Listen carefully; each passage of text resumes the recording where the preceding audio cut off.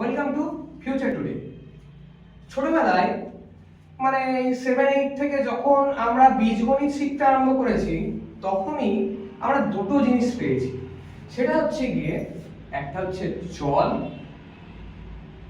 যেটাকে বলা হয় ভেরিয়েবল, আর একটা হচ্ছে ধ্রুবক, যাকে বলা হয় কনস্ট্যান্ট। তো এই জিনিস দুটো কি আগে আমি একটু বলি। চল কিছুই না, যার নির্দিষ্ট কোনো মান নেই। চল কি, যার নির্দিষ্ট কোনো মান নেই, মানে এটা ক্ষেত্র বিশেষে চেঞ্জ হয়। ওই যদি আমি এখন কোনো একটা অঙ্কের থ্রু দিয়ে বলি যে রামের বয়স x বছর বা রামের ওজন x কেজি, যদি বয়স x বছর হয় সেক্ষেত্রে তো 50 কেজি ওয়েট হবে না, 50 বছর হতে পারে না, 7 বছর বা যে কোনো বছর। আর যদি ওয়েট বা ওজন হয় সেক্ষেত্রে কেজিতে হবে। তো এটা ক্ষেত্র বিশেষে ভ্যারি করছে, তাই এটার নাম হচ্ছে কি ভেরিয়েবল বা চল। এর কোনো নির্দিষ্ট মান কিন্তু কনস্ট্যান্ট। এটা কি, যার নির্দিষ্ট মান আছে। কোন জিনিসগুলোকে আমরা কনস্ট্যান্ট বলতে পারি? 1, 2, 3 এই ডিজিট গুলোকে, বা 10, 12 নাম্বার গুলোকে। কারণ 1 এর মান তো 2 হয়ে যাবে না, 1 এর মান একই থাকে, x এর মান চেঞ্জ হতে পারে। এখানে x, y, z এগুলোর মান ভ্যারি করতে পারে, কিন্তু 1, 2, 3 এর মান তো ভ্যারি করবে না। 1 মানে 1, 1 বোঝালে একই বোঝা যায়, 2 মানে 2 বোঝা যায়, 3 মানে 3। আরো অনেক কিছু আছে, যে ক্ষেত্রে যেমন আমরা ফিজিক্যাল সায়েন্সে পড়েছি সার্বজনীন মহাকর্ষ ধ্রুবক g, বা ম্যাথের ক্ষেত্রে পাই। এইগুলো হচ্ছে কি একটা কনস্ট্যান্ট। ঠিক আছে, তো আমরা এখান থেকে কি কি জানলাম? যে চল কি, যেটা ভ্যারি করছে, যেটার মান যার নির্দিষ্ট কোনো মান নেই, আর ধ্রুবক কি, যার নির্দিষ্ট একটা মান আছে। ঠিক আছে, তো তোমরা 7 অথবা 8 এ বহুপদী সংখ্যামালা পড়েছিলে। ওখানে কি করা হলো? প্রথমে বীজগণিতে আমরা চল আর ধ্রুবকটা শিখলাম। এরপর এই চল আর ধ্রুবকগুলোকে একসাথে লিখে দেওয়া হলো। যেমন এই ধরো x + 2 এই আকারে, বা xy + 2z + 3y² এই রকম। তো এই জিনিসগুলোকে আমরা তখন বলতে পারলাম বহুপদী সংখ্যা মান। তা আমরা জানলাম এগুলো কি বহুপদী সংখ্যা মান। তো এইখানে আরেকটা জিনিসও শেখানো হয়েছিল, যে একচল বা দ্বিচল বা ত্রিচল, এইভাবে পড়ানো হয়নি। ত্রিচল আমি জাস্ট বললাম, ত্রিচল মানে তিনটে, দ্বিচল মানে দুটো, একচল মানে একটা। কি না চল, চল কোনগুলো? x, y, z এইগুলো। তো এক চলের ক্ষেত্রে কি রকম হবে? যে x + 2, এখানে চল কটা আছে? একটাই চল x, কারণ আমি হোয়াইট তো দেখতে পাচ্ছি না, আর 2 কি কনস্ট্যান্ট, তাহলে এটাকে আমরা এক চল বলতে পারি। এইখানে কটা চল আছে? দুটো, x আর y, তাহলে এটাকে আমরা দ্বিচল বলতে পারি। এখানে তিনটে চল, তাহলে আমরা একে ত্রিচল বলতে পারি। তো এই তো গেল আমাদের এক চল, দ্বিচল, ত্রিচল, মানে যতগুলো চল থাকবে তার আগে একটা ওই ত্রি, চতুর, পঞ্চ এরকম একটা যোগ করে দিলেই হলো। হ্যাঁ, এরকম ভাবে বইয়ে লেখা থাকে না, এটা জাস্ট আমি বললাম, এটা ভুল নয়, এটা একদম ঠিক। জাস্ট যে কটা চল আছে তুমি গুনবে, তার আগে একটা ত্রি, চতুর, পঞ্চ, যেমন কেমিস্ট্রিতে পড়েছো ওইরকম একটা যোগ করে দিলেই ওটা নাম হয়ে যাবে ওই অমুক চল হলো। এইবার তারপর আমাদের শেখানো হয়েছিল যে এক ঘাত, তার আগে বা দ্বিঘাত।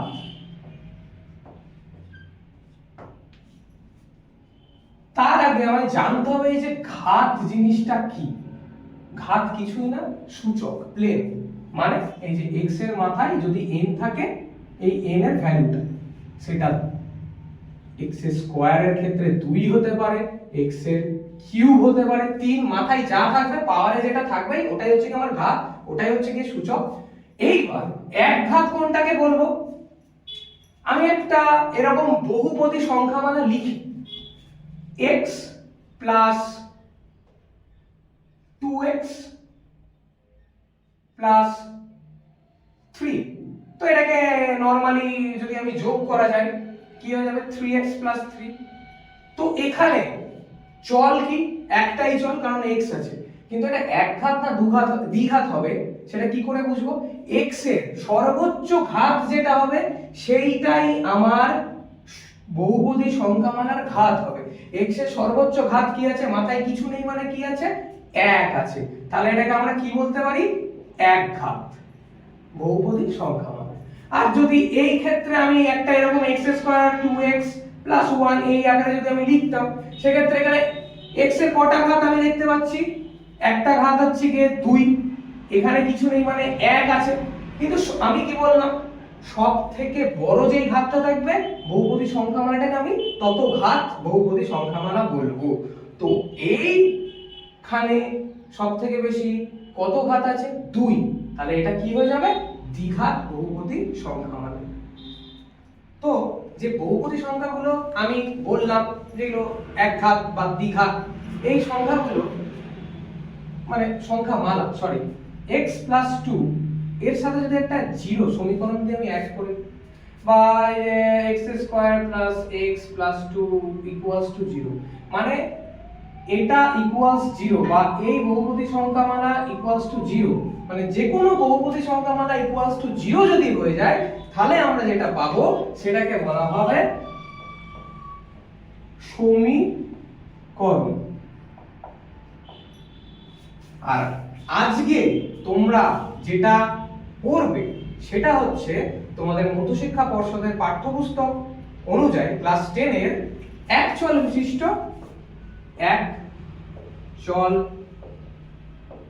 বিশিষ্ট দ্বিঘাত সমীকরণ।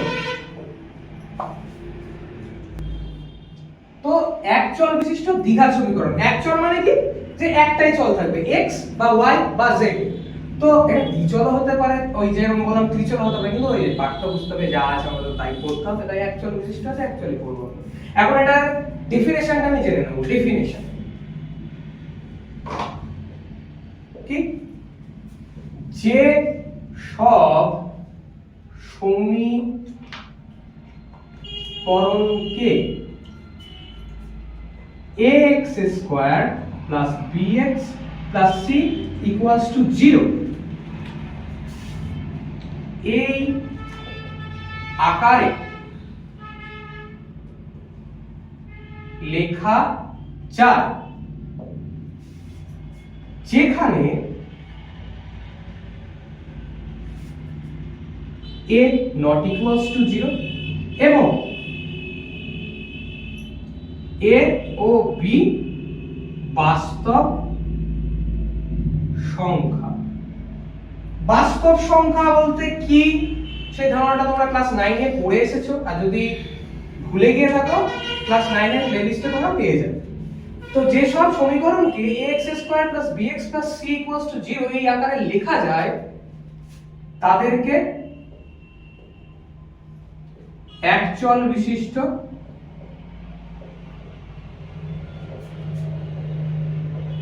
দ্বিঘাত সমীকরণ বলে। তো আমরা তো ডেফিনেশনটা জানলে একটু বোঝা যায় কি, প্রথম কথা হচ্ছে কি দেখো এক চল, এখানে y এর কোনো কেস দেখতে পাচ্ছ, কোনো y নেই, অনলি একটাই চল x। এইবার দ্বিঘাত, কেন দ্বিঘাত, এখানে স্কয়ার আছে, এর মাথায় কিছু নেই মানে 1 আছে, তা আমি কি বলেছিলাম যে চলের সর্বোচ্চ ঘাত যেটা হবে সেটাই হবে বহুপদী সংখ্যামালাটা, এখানে যেহেতু সমীকরণ তাহলে সেটাই হবে ওই বহুপদী সংখ্যামালা বা ওই সমীকরণ, ওই ঘাত সমীকরণ। তো এখানে সবথেকে বেশি ঘাত কি আছে চলের স্কয়ার মানে 2, তাই দ্বি তাই দ্বিঘাত সমীকরণ। আর যেহেতু এক চল বিশিষ্ট মানে একটাই চল আছে তাই এক চল বিশিষ্ট দ্বিঘাত সমীকরণ। এইবার এখানে a আর b টা বাস্তব সংখ্যা মানে যে কোনো কিছু হতে পারে, বাস্তব সংখ্যা মানে যে কোনো কিছু, 1 2 -1 -2 হাফ যা ইচ্ছা হতে পারে, সবগুলো যা ইচ্ছা হতে পারে। এবার a নট ইকুয়ালস টু 0 কেন বলছে? কেউ বলতে পারবে তোমরা? যদি বলতে পারো আগে কমেন্টে জানিয়ে দাও, আর না আমি বলে দিচ্ছি। ধরো ax² + bx + c = 0 এই আকারটা আছে, খুব ভালো কথা। এটা যদি 0 হয়ে যায়, সাপোজ এটা আমি 0 পুট করে দিচ্ছি, তাহলে সমীকরণটা কি হয়ে যাবে? bx + c = 0। এখানে তো স্কয়ারের কোনো টার্মই থাকছে না, মানে সর্বোচ্চ ঘাত কি হয়ে যাচ্ছে? 1। তাহলে এটা এক ঘাত সমীকরণ হয়ে গেল, কিন্তু আমার তো পড়তে হবে দ্বিঘাত সমীকরণ, ওই জন্যই এটা 0 নয়। বোঝা গেল? তো আজকে তোমরা কি কি জানলে? চল কি, ধ্রুবক কি, ঘাত কি, এক ঘাত সমীকরণ বা দ্বিঘাত সমীকরণ বা এক ঘাত বহুপদী সংখ্যা মানে বা দ্বিঘাত বহুপদী সংখ্যা মানে এই। তারপর যেটা তোমাদের মেইন পাঠ্য বিষয়, দ্বিঘাত সমীকরণ, এক চল বিশিষ্ট দ্বিঘাত সমীকরণ কাকে বলে সেটা জানবে। এবার আমি বোর্ডে কিছু অঙ্ক দিয়েছি, সেই অঙ্কগুলো তোমরা বাড়িতে সলভ করার চেষ্টা করবে। যদি পারো দেন কমেন্ট বক্সে হ্যাঁ পেরেছি লিখবে, যদি নাও পারো সেটাও জানাবে। তবে পরের ভিডিওতে আমি এই অঙ্কগুলো সলভ করে তোমাদের দেব। আর এর পরের ভিডিওতে তোমাদের জানাবো যে সমীকরণের বীজ কোনটাকে বলা হয়, সমীকরণের বীজ কি, সেই বীজের ধারণাটা, সমীকরণ কিভাবে সলভ করা যায়, শ্রীধরাচার্যের সূত্র, এই সমস্ত নিয়ে আমরা আলোচনা করব। তো দেখা হচ্ছে পরের ভিডিওতে।